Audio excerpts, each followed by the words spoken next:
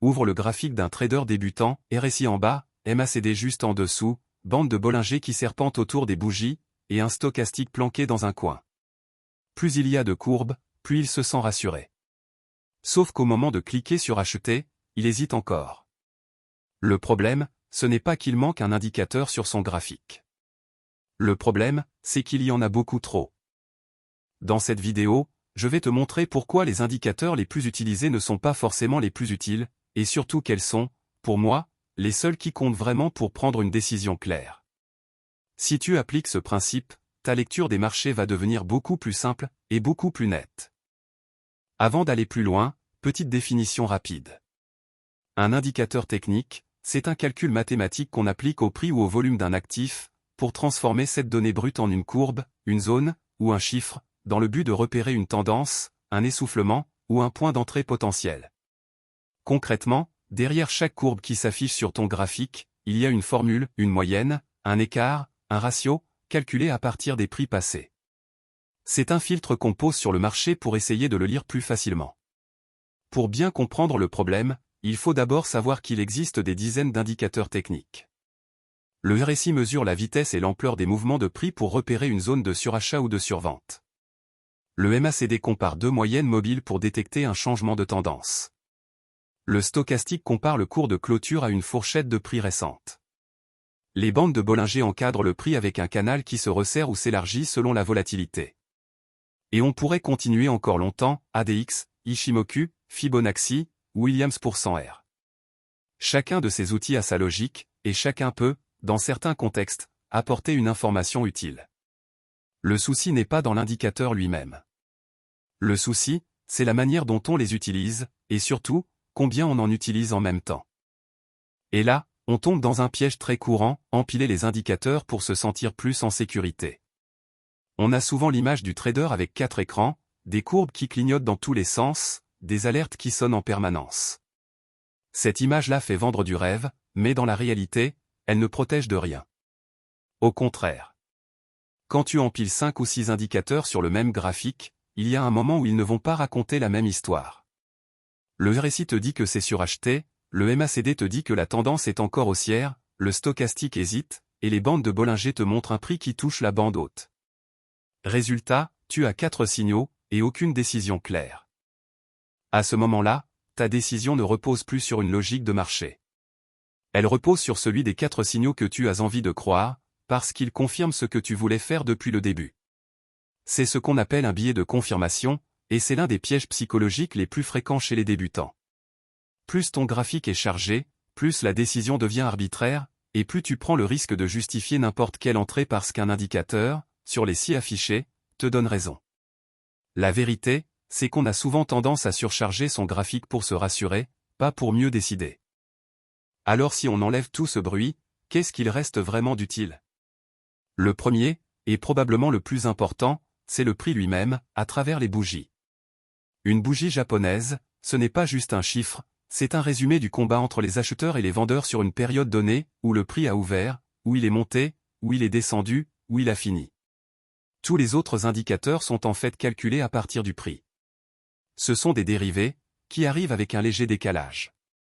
Le prix, lui, est la donnée brute, en temps réel, sans transformation, sans retard. C'est pour ça qu'on dit souvent que le meilleur indicateur, c'est le prix lui-même, tout le reste n'en est qu'une interprétation. Le deuxième outil que je garde, c'est la moyenne mobile à 50 périodes. Elle calcule la moyenne des 50 dernières clôtures et la fait glisser au fil du temps. Concrètement, ça te montre la tendance à moyen terme, celle qui se joue sur plusieurs semaines. Si le prix évolue au-dessus de cette moyenne, la tendance de fond est plutôt favorable. S'il évolue en dessous, la prudence est de mise. C'est une ligne simple à lire d'un seul coup d'œil, sans calcul compliqué, et qui filtre une bonne partie du bruit du marché au jour le jour. Le troisième, c'est sa grande sœur, la moyenne mobile à 200 périodes. Elle prend du recul sur le très long terme. C'est la référence que regardent énormément d'investisseurs institutionnels pour juger si un actif est globalement dans une tendance de fond haussière ou baissière. Quand le prix est largement au-dessus de la moyenne de Sens, on est plutôt dans un contexte porteur sur la durée. Quand il casse nettement en dessous, c'est souvent le signe que quelque chose de plus profond est en train de changer. Ces deux moyennes, la 50 et la 200, te donne à elle seule une lecture de tendance à 2 vitesses, sans avoir besoin d'en ajouter 10 autres. Le quatrième, c'est le volume. C'est tout simplement le nombre de titres échangés sur une période. Et c'est précieux, parce que le volume te dit si un mouvement de prix a de la force derrière lui, ou pas.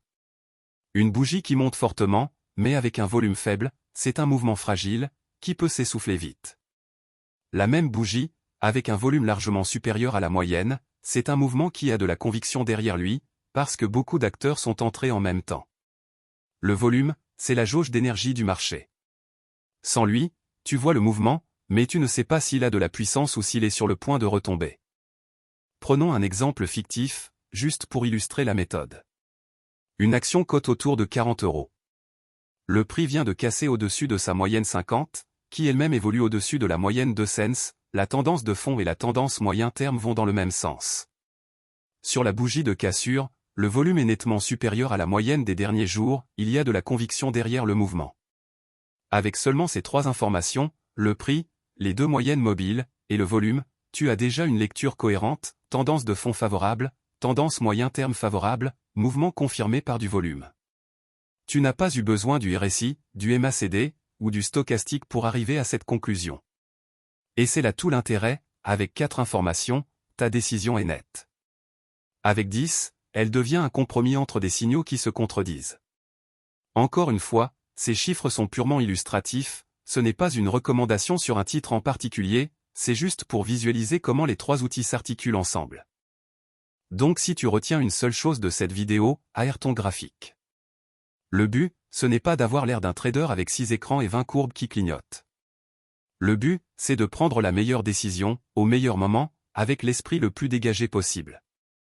Le prix, une moyenne 50, une moyenne 2 cents, et le volume, c'est largement suffisant pour lire un marché correctement. Tout le reste, ce sont des outils complémentaires, à utiliser avec parcimonie, pas des béquilles à empiler par sécurité. Si tu veux aller plus loin et apprendre à construire une vraie méthodologie d'analyse, étape par étape, avec une gestion du risque solide derrière, abonne-toi à la chaîne, c'est exactement ce qu'on développe ici, vidéo après vidéo. Dis-moi en commentaire, est-ce que tu utilisais plus de 4 indicateurs sur ton graphique avant de regarder cette vidéo? Je lis tout. La prochaine vidéo va exactement là où celle-ci s'arrête, abonne-toi pour ne pas la rater. On se retrouve très vite.